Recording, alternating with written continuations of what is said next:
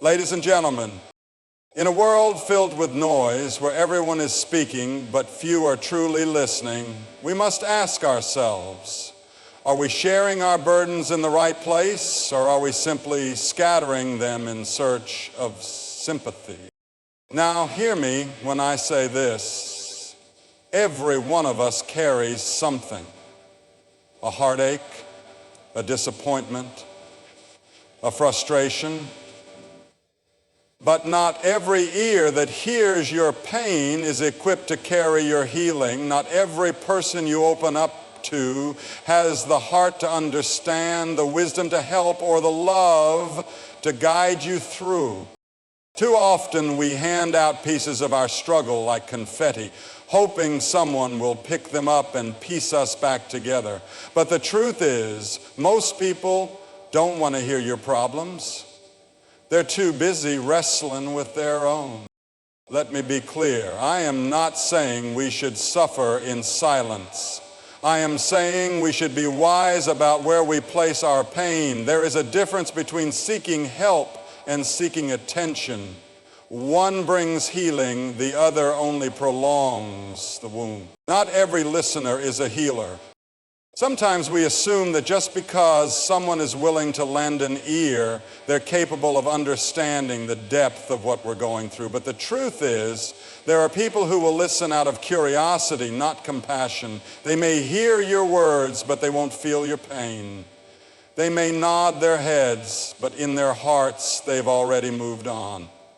Some listen just long enough to judge, compare, or even use your vulnerability against you later.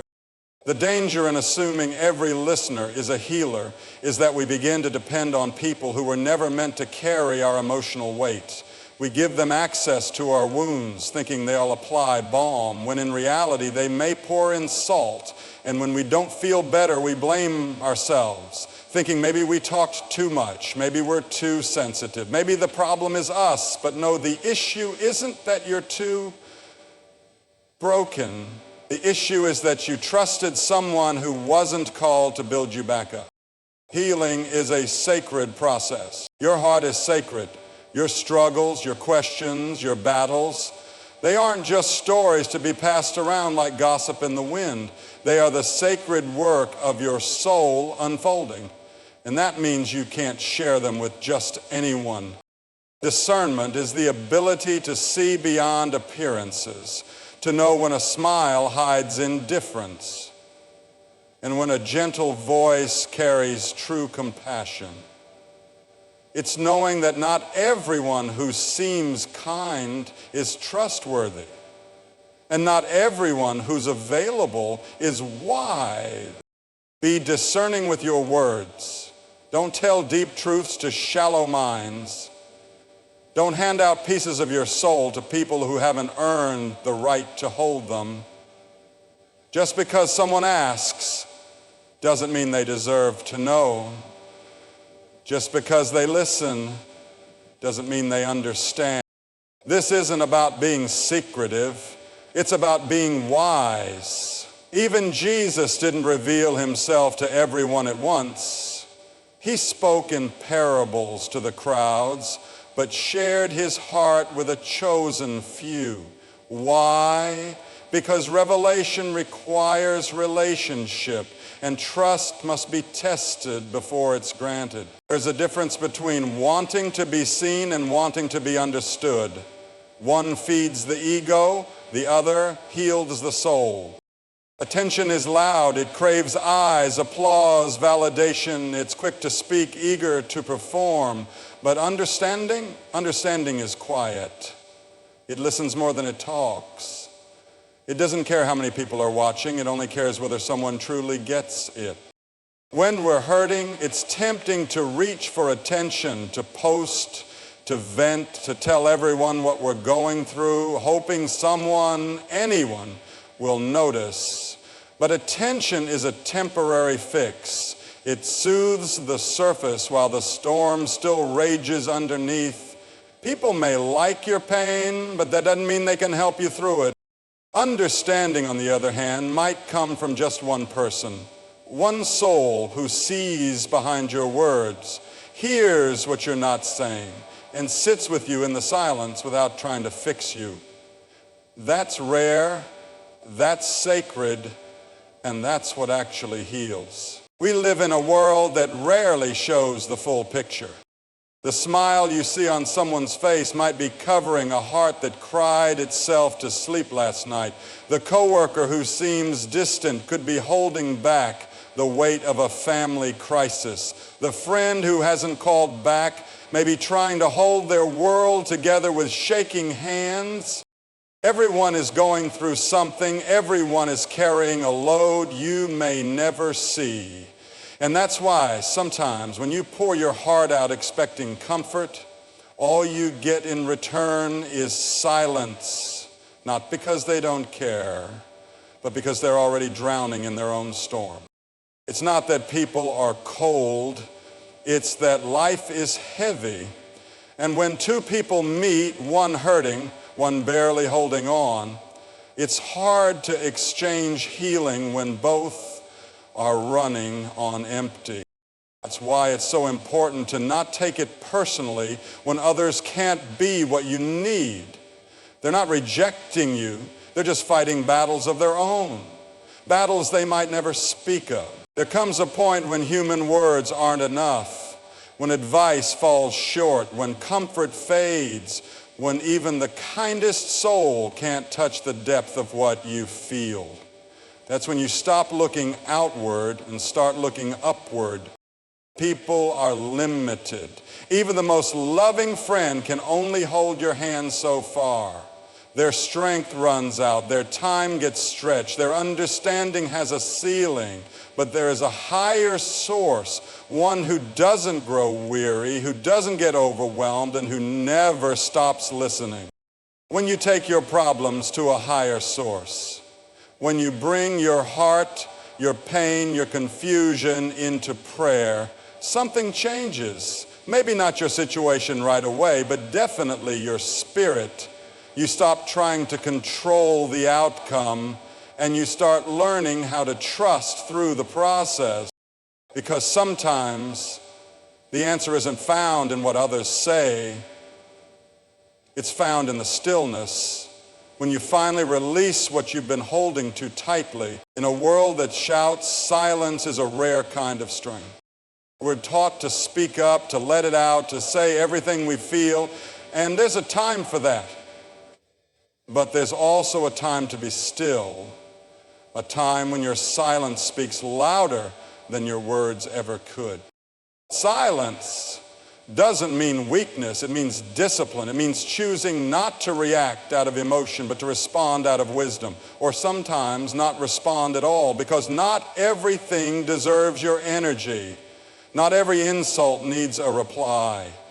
Not every misunderstanding needs to be corrected. There's a power in silence that few recognize. It's the power of inner peace.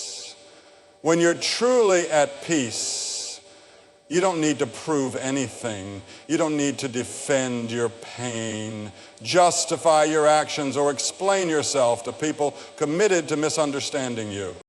Some battles are won not by speaking, but by staying quiet, not out of fear, but out of confidence. Confidence that the truth will rise, confidence that your character will outlast the gossip, confidence that God fights for those who stay still and trust. You were never meant to walk through life alone, but you are also never meant to follow every voice that speaks. In moments of confusion, pain, or weakness, it's natural to reach out.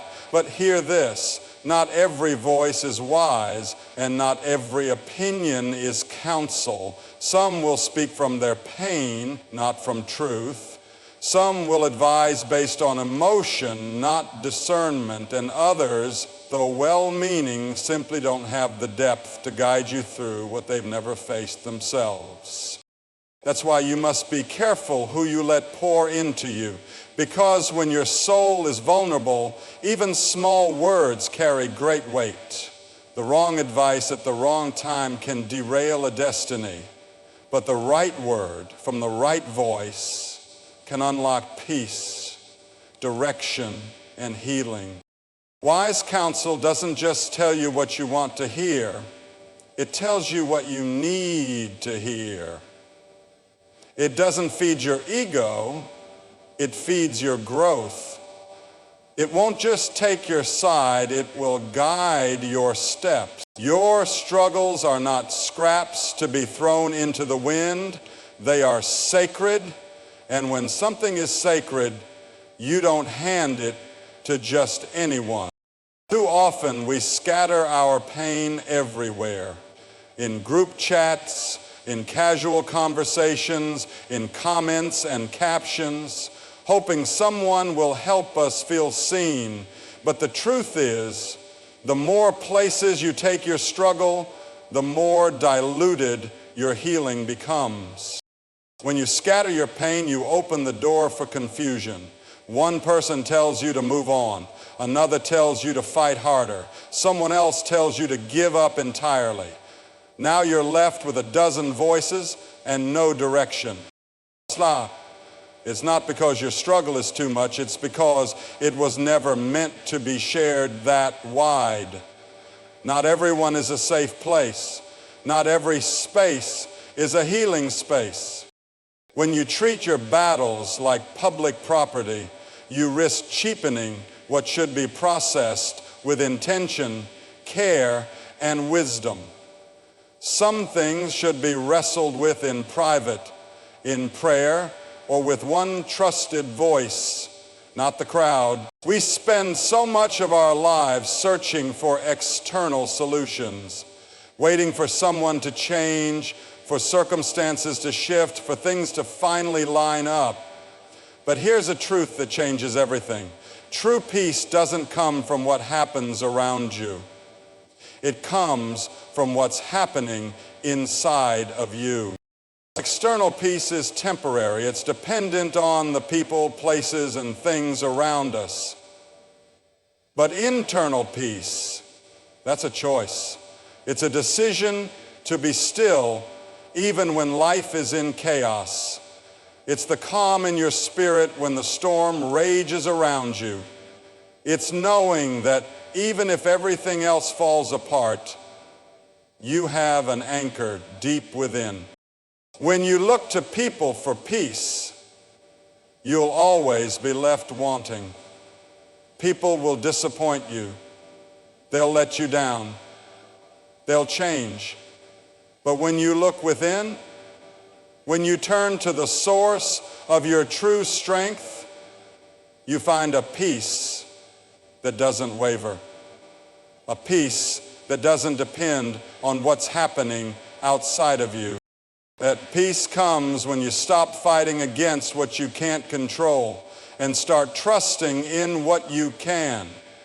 Your faith, your focus, your healing is not a public spectacle.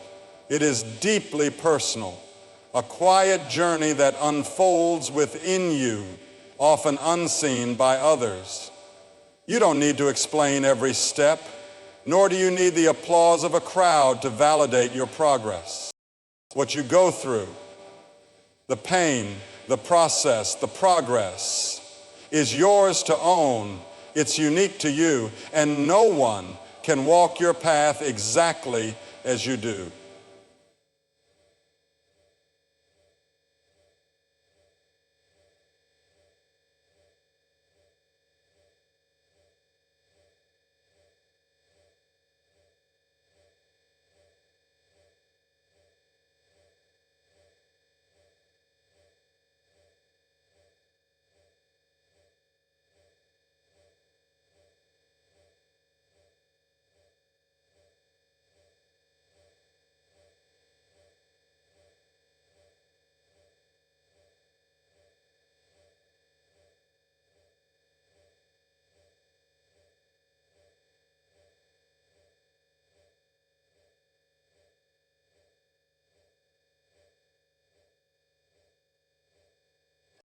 In this world, it's easy to look for approval, to want others to understand the depth of your wounds. But real healing comes when you stop waiting for others to validate your experience and start trusting the process within. Sometimes the people around you may not get it. They may not understand why you need time, why you need space, or why your healing looks different than they expected. And that's okay. Your journey is your own. And while people can support you, comfort you, and even walk alongside you,